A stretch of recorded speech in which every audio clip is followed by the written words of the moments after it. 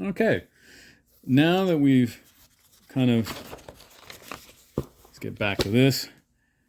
Last we were here, we were talking about our thorium cat, which I'm just abbreviating for TC because I don't feel like writing that for now. And our human, we've kind of got a rough idea of their relationship. There's one of dependence, um, begrudging dependence, and they basically become a musical team, and they are performing in a world that I'm defining as Atlanta, Georgia, in the future. So we're going to turn the page here and we're going to do some world building. So we'll just stick with ATL in the future.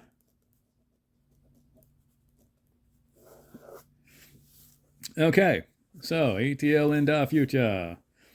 Um, in I've written quite a few poems that kind of have Atlanta as a setting, but and also Atlanta in some very strange future as a setting. So I'm going to work with this. Some I might pull in some ideas from stuff I've already written, but let's try one that I haven't written anything about. So we're going to talk about the Beltline. Um, for those not knowing, the Beltline in Atlanta is a mega project essentially to put a basically a big uh, ring around the metropolitan Atlanta area that contains housing, commercial areas, uh, walking trails, basically a walking trail all the way around the city of Atlanta. That also includes a potentially light rail, and it was, apparently at some points it will connect to our current public transit system. Uh, things, some my concern about the Beltline and many people's concerns about it is that it's is gentrification, and I actually have my own little nickname for the Beltline if it goes this route: the Pearl Necklace.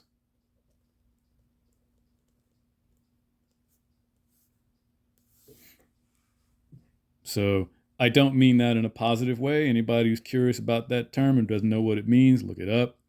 But this is a fear that quite a few people have of what this thing could become if it basically becomes a place where you can't live there unless you make 100K or above.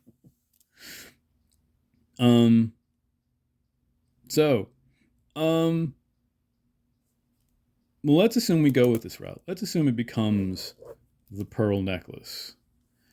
And so I guess one thing to do would be to kind of maybe make some commentary about that.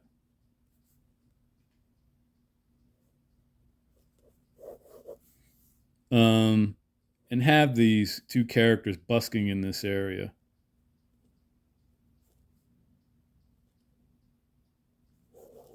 And given that Atlanta is in the American Southeast, uh, it does have the potential to have some pretty a-hole-ish laws. So maybe the idea of busking might be illegal,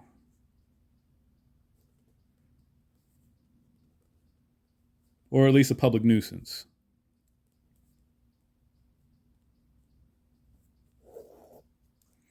And perhaps um, I don't really think that we need to have nemesis in here. We could throw in those atomic dogs as essentially nemesis, as cops, or as I like to call them, K9 twos, which are also artificial, but not necessarily nuclear powered. Um,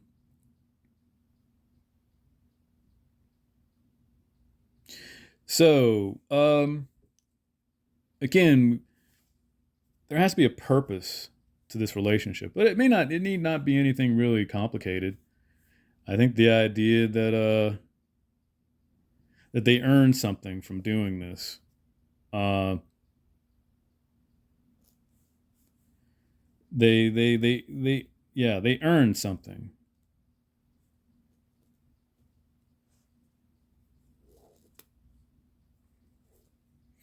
And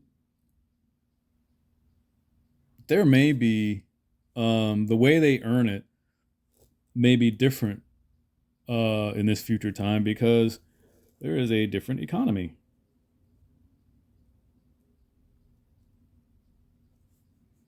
And I'm going to call it a new strange economy.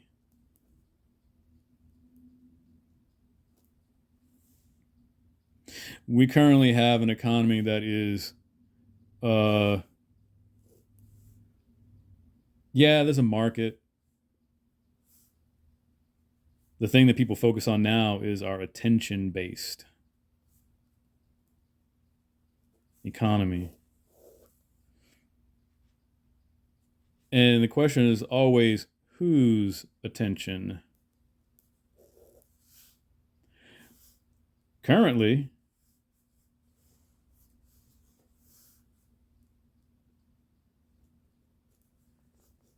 it's, advertisers.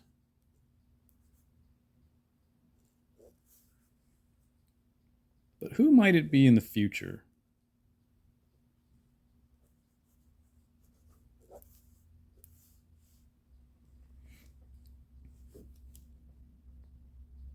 Now, one thing I have, this time I am gonna borrow something from stuff that I've already written, and in at least a couple of poems, I've written about a concept of actual city streets as uh, quasi or kind of sentient entities.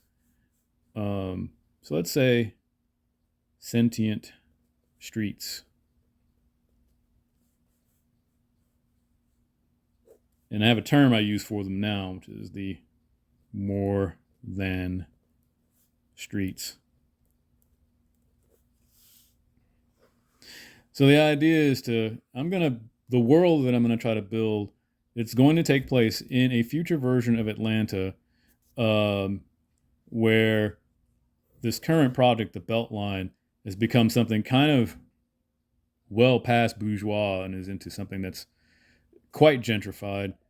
Um, and yet there are these two characters that are performing in these areas to earn some sort of credit in an economy that's not driven by corporate advertising, but by the uh, expectations, I guess, of these sentient streets. So we'll play with that idea a little more later.